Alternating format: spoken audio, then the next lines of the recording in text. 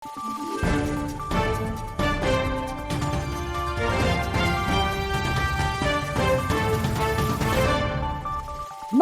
araw, Pilipinas! Ito ang Valiente News, hatid sa inyo ng Office of the Vice President. Patuloy ang pag-arangkada ng programang Magnegosyo Taday, kung saan maraming kababaihan na ang napagkalooban ng karagdagang puhunan. Ang nakakamanghang kwento ng ilang womenpreneurs sa bansa, tunghayan natin sa ulat ni Maribeth Adlawan. Bilang pagkilala sa kapasidad ng mga kababaihan, inilungsad ng alkalde ng Davao City na si Vice President Inday Sara Duterte ang programang Magnegosyo Taday. Layunin nito na mabigyan ng pagkakataon ng kababaihan sa lungsod na magkaroon ng sariling pagkakakitaan at maging isang entrepreneur.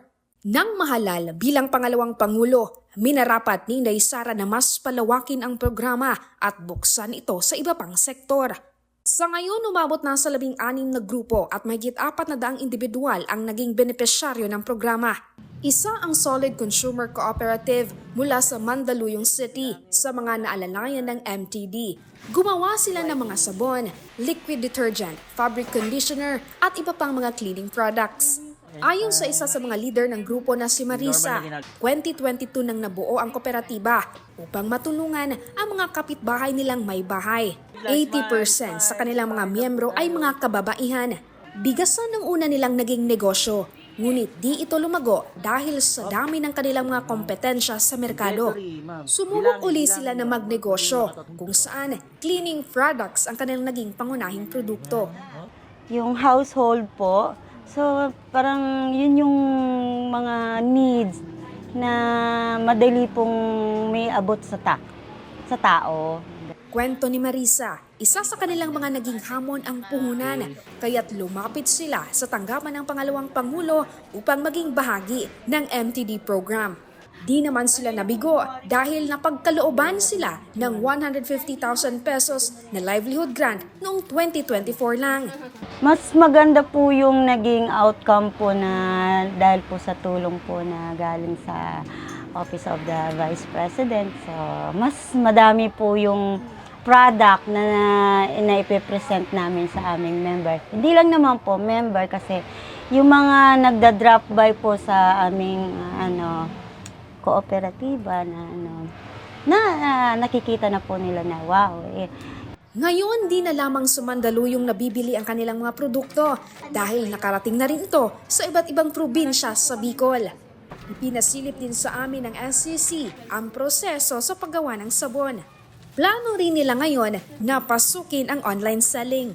Mas lumaki po yung mas maganda po yung naging po namin yung ipon namin na pera po sa kooperatiba ng mga member ko. So pagka yun po sa General Assembly namin, mga nakangiti kasi kikita po nila doon, ito na pala yung namin, yung pera namin na lumago, pinaghirapan namin. Yun po. Kaya mas po sila, yung mas na-encourage sumali sa co-op namin. Ito naman ang mensahe nila para kay Vice President Inday Sara Duterte. Hello po, Vice President. Sana nung nagpunta po kami doon, akala ko po makikita po namin kayo doon. Nga lang po. Maraming salamat po sa binigay niyo pong capital po sa amin. Malaking tulong po talaga na through yung maliit po namin na capital, ngayon po ay malaki na po. Maraming salamat po. Mula dito sa Mandaluyong City, ako si Maribeth Adlawan, lahat para sa Diyos, bayan at pamilyang Pilipino. Valiente News. Dating overseas Filipino worker na alalayan ng Magnegosyo Taday. Ang kaniyang pinasok na negosyo, alamin sa susunod na episode.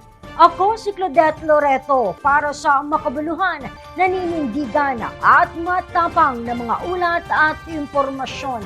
Maraming salamat.